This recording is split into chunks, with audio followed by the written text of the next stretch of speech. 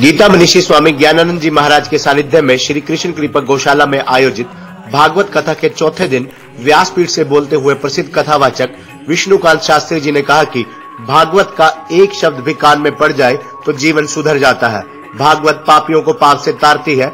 आज की भागवत कथा में गीता मनीषी स्वामी ज्ञानानंद महाराज, पूर्व मंत्री एवं कांग्रेस के वरिष्ठ नेता अशोक अरोड़ा, प्रदेश संगठन कांग्रेस के संगठन सचिव सुभाष पाली व प्रमुख व्यवसायी धीरज गुलाटी के अलावा बार एसोसिएशन के प्रधान गुरतेज सिंह सेखों ने भी भागवत पुराण का रसावदन किया। आज की कथा में मुख्य यजमान हंसराज सिंगला के परिजन, अनाज मंडी शाहबाद के धनपत राय अग्रवाल, केडीबी सदस्य विजय नरूला व जगतार सिंह काजल रहे। स्वामी ज्ञानानंद जी के सानिध्य में अशोक अरोड़ा व अन्य गणमान्य लोगों ने भागवत जी की आरती उतारी। अशोक अरोड़ा ने अपने संबोधन में कहा कि ये सौभाग्य की बात है कि गाय और गीता को समर्पित स्वामी ज्ञानानंद जी को अपनी कर्म भूमि बनाया है। मैं इनसे लंबी समय से परिचित हूँ। स्वामी जी ने गाय को समर्पित भागवत कथा करवाकर सोने पर सुहागे जैसे काम किया है। धार्मिक गतिविधियों में भाग लेने के साथ साथ दिव्यांगों की सेवा में भी स्वामी जी सदैव अग्रसर रहते हैं। भागवत और गीता का ज्ञान फैलाकर स्वामी ज्ञानानंद जी एक महान काम कर रहे हैं और इन जैसे संतों के कारण ही दोबारा से भारत विश्व गुरु बनेगा।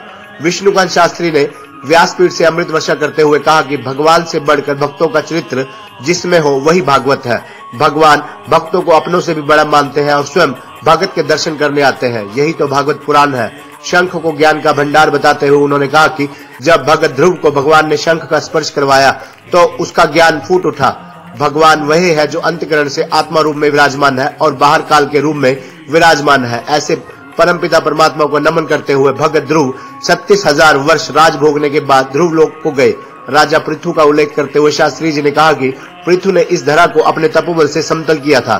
धरा को पृथु ने गोद लेकर बेटी बनाया, तभी इसका नाम पृथ्वी पड़ा। बलि प्रथा का जिक्र करते हुए शास्त्री जी ने कहा कि वेद भगवान जी जो कहते हैं हम तो वो समझते नहीं। वेदों में लिखा है कि पशु का स्पर्श करना चाहिए, लेकिन लोगों ने इसका मतलब बलि से निकाल लिया। वेदों में बलि देने का कोई विधान नहीं है। उन्होंने कहा कि भगवान के शरणागत होने से कल्याण होता है। व्यासपीठ से भागवत पुराण का रसावदन करते हुए शास्त्री जी ने कहा कि भारतवर्ष में जन्म लेने के लिए देवता भी तरसते हैं, क्योंकि यहाँ हरि कीर्तन सुनने को मिलता है। भारतवर्ष सबसे श्रेष्ठ भूमि है। व्यक्ति को अपने कर्म का फल भुगतना पड़ता है और भागवत नाम संकीर्तन से ही जीव का कल्याण होता है।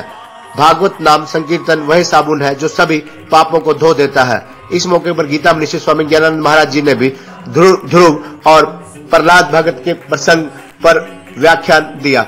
इस मौके पर कुरुक्षेत्र विश्वविद्यालय के press manager M.K. Modgil, Shri Krishna Gaushala के संरक्षक R.D. गोयल, सुनील वत्स, सतपाल सिंगला, मंगतराम मेहता, के कौशल, भूषण गाबा, श्याम आहूजा, वासुदेव, रमाकांत शर्मा, पवन भारद्वाज, प्रिंसिपल बलवंत वत्स सहित अनेकों श्रद्धालुओं ने भागवत कथा का रसावदन किया। कुरुक्षेत्र के लिए बहुत सौभाग्य की बात है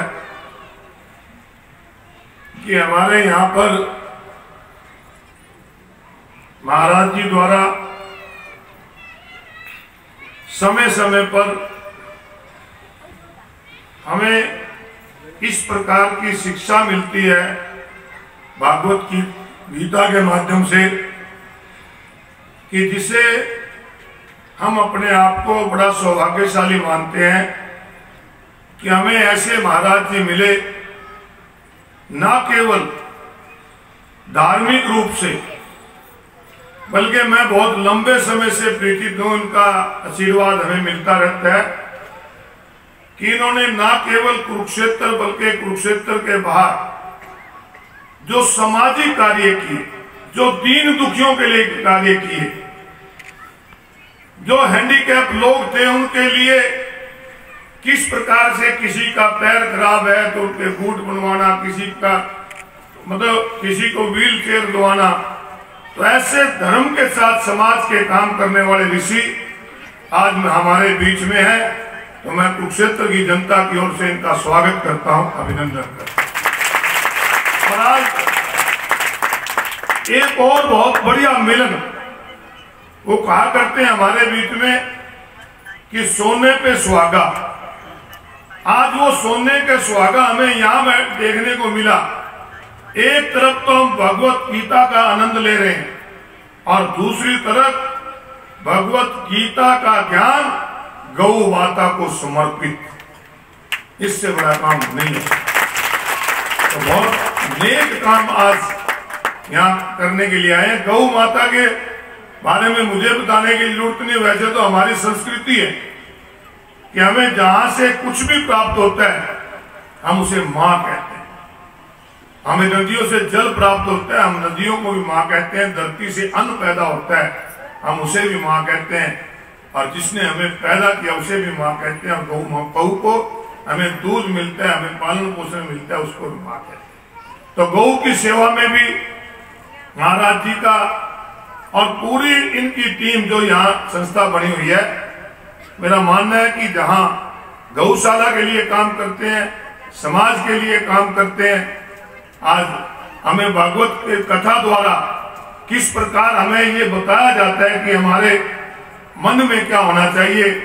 तो ज्यादा नहीं, क्योंकि आज तो मैं भी आपके साथ भागवत कथा सुनने, महाराज जी का आशीर्वाद लेने आपके पास आया हूं। मेरा तो आपसे एक ही निवेदन है सिर्फ कि अगर हम लोग यहाँ सुनने आते हैं, जो चीजें हमें एक शिक्षा के तौर पे बताई जाती हैं, तो निश्चित रूप से हमें अपने निजी जीवन में अपनानी चाहिए। चाहे वो समाज की बात हो, चाहे धर्म की बात हो, चाहे गौ सेवा की बात हो।